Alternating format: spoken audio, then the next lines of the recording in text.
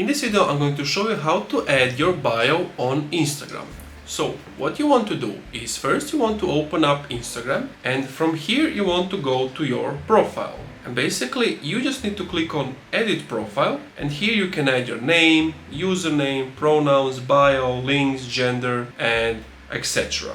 So this is the fastest and easiest way to do it. So you don't need to go to like settings and privacy and play around with things here, and also it doesn't matter on which account you are. So even if I switch back to a personal account and I go back, click edit profile, it's still the same stuff, I just have these extra things. So that's it. Thank you for watching this video. If you enjoyed, leave a like, comment, subscribe, and also if this video didn't help you out, let me know what was the problem and I'll do my best to help you. Thank you for watching this video, and bye.